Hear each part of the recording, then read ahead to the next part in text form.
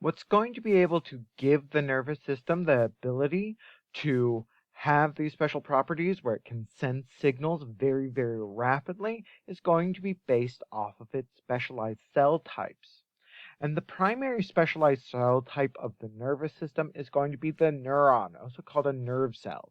And these are excitable cells that transmit electrical signals. So again, what we mean by excitable is that it responds to stimuli by producing an effect, which in our case is going to be triggering an action potential, which is going to travel down its axon and send a signal to specific effector cells. Neuroglial cells, these are going to be cells that help to support neurons. Here we can see, this is a histology slide. Here we can see a great big neuron with these processes coming off of it. And then we can see these relatively tiny neuroglial cells. Within the central nervous system, we have four main types of neuroglial cells, what we call astrocytes, microglial cells, ependymal cells, and oligodendrocytes. Within the peripheral nervous system, we also have these glial cells, these supporter cells, but we have two types, what are called satellite cells and Schwann cells.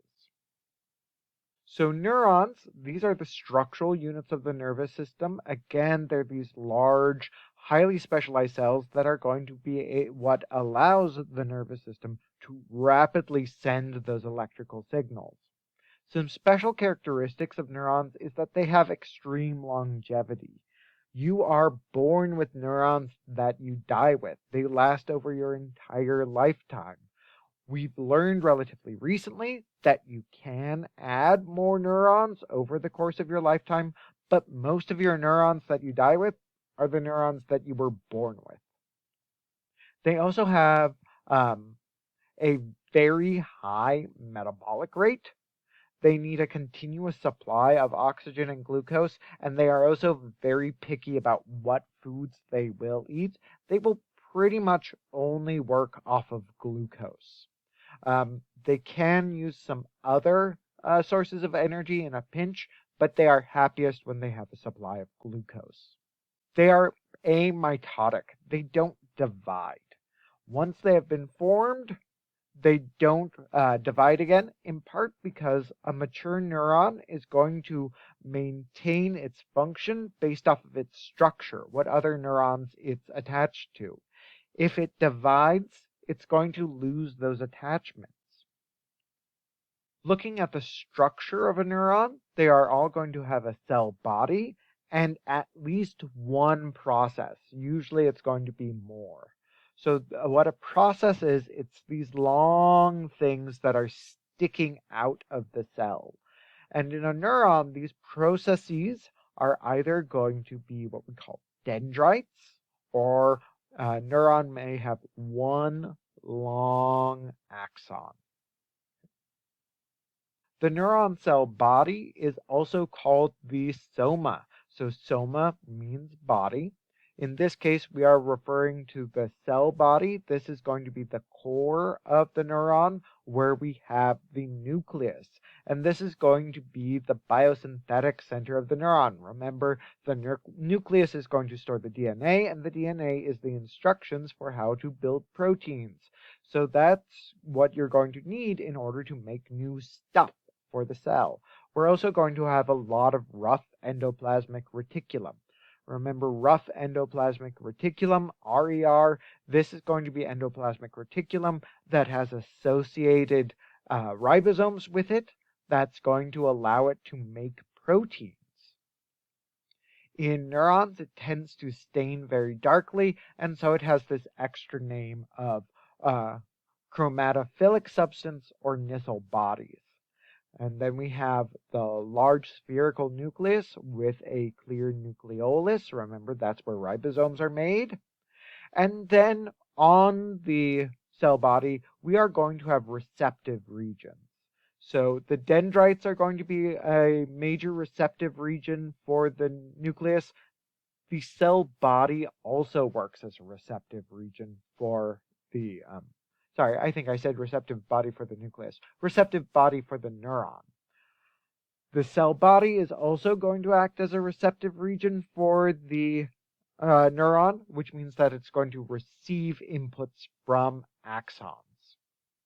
And those inputs are going to undergo a process that we call summation, where the inputs get added together. So some of the signaling on a neuron might encourage it to fire an action potential. Other inputs on a neuron might encourage it to not fire an action potential. And so those signals get added up in a process called summation.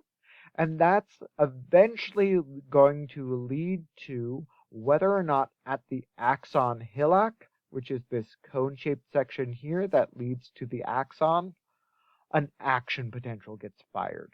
So summation is going to occur in the cell body and eventually end up at the axon hillock, where we're going to decide whether or not to fire an action potential. The cell bodies of neurons are mostly going to be located in the central nervous system. Within the central nervous system, where we see a large cluster of cell bodies, note a lot of the space in the central nervous system is going to be taken up by neuronal processes, dendrites, and axons. But where we tend to find clusters of cell bodies within the central nervous system, we call a nuclei, or a nucleus, plural is nuclei. Don't confuse that with the actual nucleus, the organelle, inside of the neuron.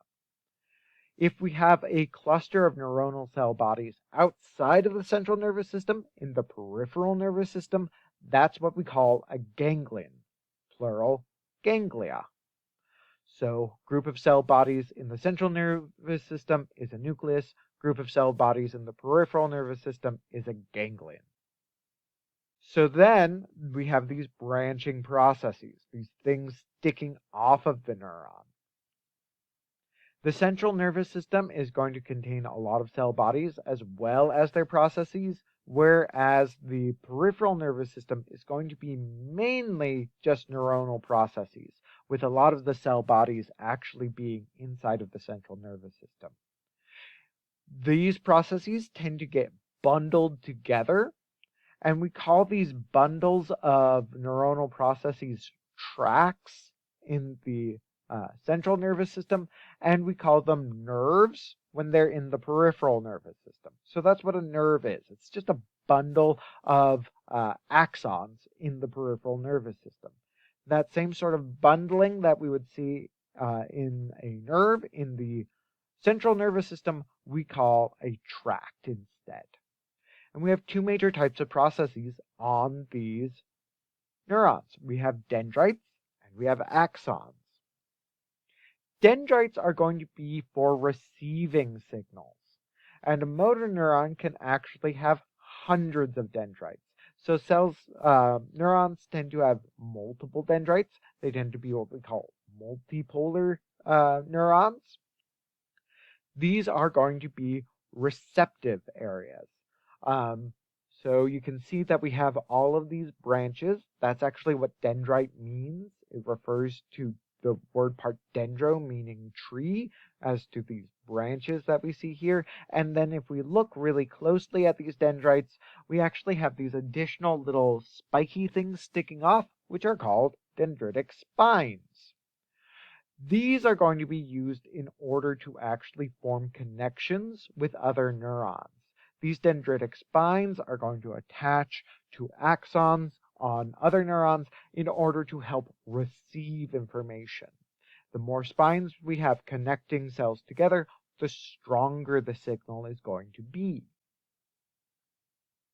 Then we have axons. Instead of receiving information, the job of an axon is to send information, and that sending of information is going to take the form of an action potential, a self-propagating wave of depolarization that spreads along a cell. In this case, it's going to spread along the axon of a cell. It's going to initially be generated at the axon hillock, and then it's going to spread down the axon. These axons can be really, really long. They can be over a meter long. You have a single axon that goes from the base of your spine all the way down to the tip of your toe. We know this because you can receive information and send information from the central nervous system, which ends at the base of your spine, all the way down to your tip of your toe. So we need to have an axon, actually many, that go that whole distance. Axons, even though a neuron only has one axon, that axon can split, and then at its end, they tend to branch a lot or profusely. So a single axon can have as many as 10,000 terminal branches. So even though it's just one axon, it can branch and split, and it can send signals to multiple cells. At the very end of these axons, we have what are called axon terminals. Because they end in these little button-shaped structures, they are also called boutons.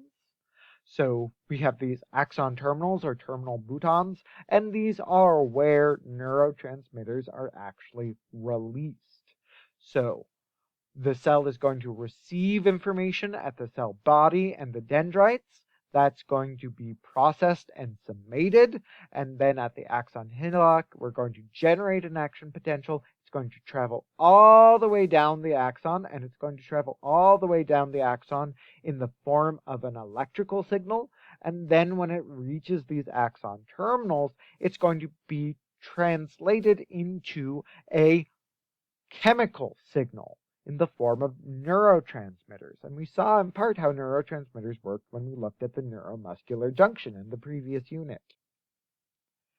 We can move materials not just down the axon, but we can actually move materials back up the axon. There's a lot of stuff that needs to occur down at the synaptic terminal. Also, we are constantly going to be strengthening connections and making new connections, which requires making new branches of the axon.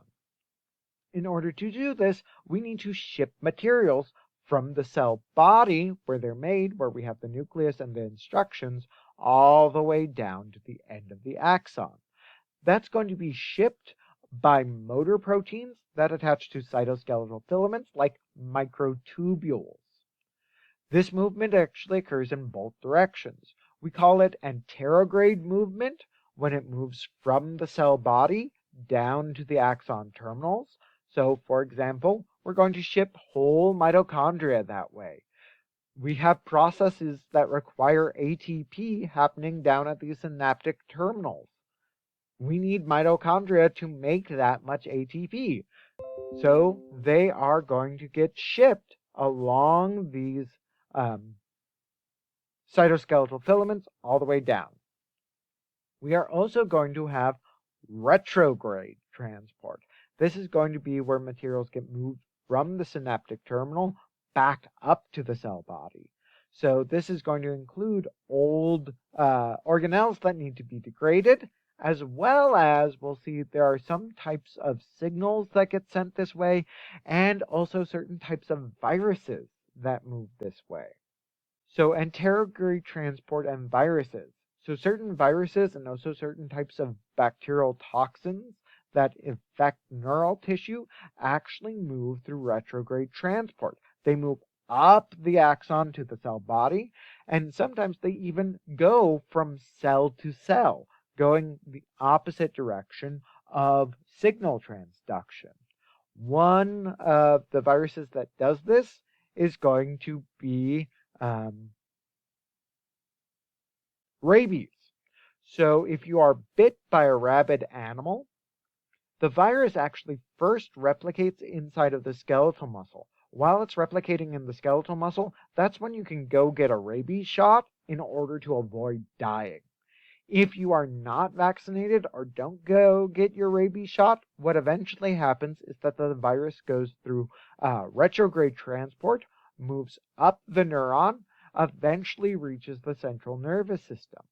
From the central nervous system, it can then spread back out through the body, and when it does this, it inevitably kills you. Rabies is the most fatal virus known, not in that it kills the most people, but in that it has the highest mortality rate. We only have a couple instances of people surviving once we get past this stage where the virus replicates inside of the muscle tissue. We've actually taken advantage of this property of rabies where it spreads up from the peripheral nervous system to the central nervous system to create some what are called constructs, where we actually take a piece of DNA that we want to get into the brain, stick it inside of an empty rabies virus, and then have that get transported up to the brain. It hasn't been used in actual therapies yet, but in theory, we could use it to correct genetic problems or treat certain kinds of disease. You may have noticed on our axon, we have these weird bumps. These are myelin sheaths. Myelin sheaths are going to wrap around the axon and provide insulation. They are composed of a substance called myelin, which is a whitish mixture of protein and lipids. And what myelin does is it's going to insulate the axon in order to increase the speed of nerve impulse transmission. Exactly how that happens is not exactly like how insulation works in a wire, but it does speed up the rate of transmission. It's going to go through something called saltatory transmission, or conduction, where the signal actually jumps along the axon to these myelin sheath gaps. We call a fiber an axon that has myelination a myelinated fiber, and one that doesn't a non-myelinated fiber. The myelinated fibers are going to have a faster rate of signal conduction. But these gaps in between are actually vital to how myelination works. So these are called myelin sheath gaps. These are also called nodes of Ranvier. Different types of cells are responsible for myelination in the peripheral nervous system and the central nervous system. In the peripheral nervous system, myelination is going to be done by a type of cell called Schwann cells. And Schwann cells wrap around the axon over and over, kind of like a jelly roll or a Swiss cake roll or a cake roll if you've been watching your British Bake Off. So we have one cell that wraps itself around and around and around. Non-myelinated fibers are often not wrapped individually with myelin, but surrounded by a Schwann cell, but we don't get this coiling effect. Instead, we can have a single Schwann cell that wraps around up to 15 different fibers, sort of just bundling them together to keep them in place. Within the central nervous system, instead of Schwann cells, we have these oligodendrocytes. And instead of one cell forming one myelin sheath, instead these oligodendrocytes have these projections, these processes that stick off and wrap around axons. So here we have a single cell that can wrap up to 60 different axons at once. And this is in part because space is at more of a premium in the central nervous system. So if we have one cell enclosing multiple axons, we're not wasting as much space on on nuclei, cell bodies. Within the central nervous system, we have what's called white matter and gray matter. The gray matter is going to be mostly neuronal cell bodies, dendrocytes, and non-myelinated fibers, and then our white matter is going to be these myelinated fibers, so what we call tracts. So remember, within the central nervous system, a bundle of fibers is called a tract. We classify neurons based off of their structure and their function. We classify them based off of structure as either multipolar, bipolar, or unipolar. This is going to be based off of the number of processes.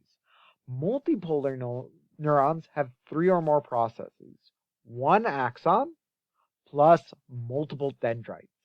This is going to be the most common type of neuron that we see in the central nervous system.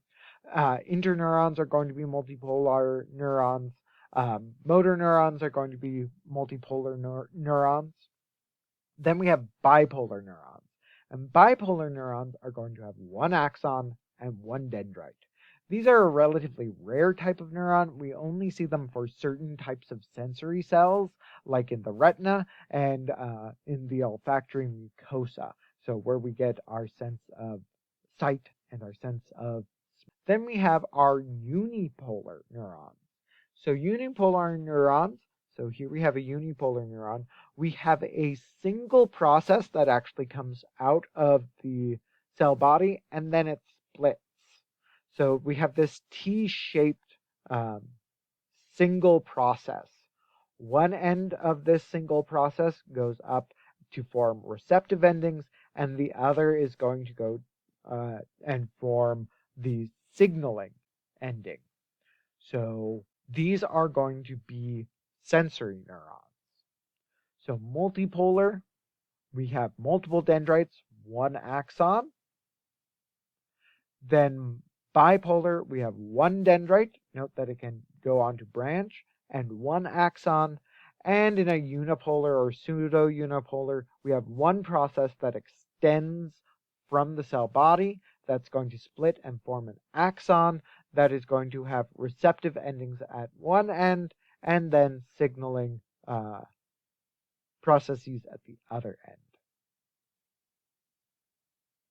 And here we just see it. We can also divide neurons based off of their functions. They can be sensory, motor, or interneurons. Sensory neurons are going to transmit sensory information towards the central nervous system. And they are going to be, for the most part, unipolar neurons. Their cell bodies are located in ganglia, so they're going to be in the peripheral nervous system. Motor neurons are going to carry impulses from the central nervous system to our effector cells, muscles, and glands. Most of the time, the cell bodies for motor neurons are going to be located within the central nervous system, except for some autonomic ganglia. And then we have interneurons. Interneurons are neurons that sit in between sensory neurons and motor neurons.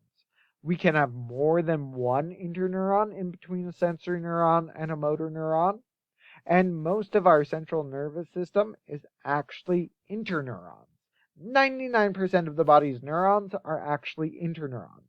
Their job is going to be to interpret information, figure out what you're going to do with that information, and then properly coordinate that response.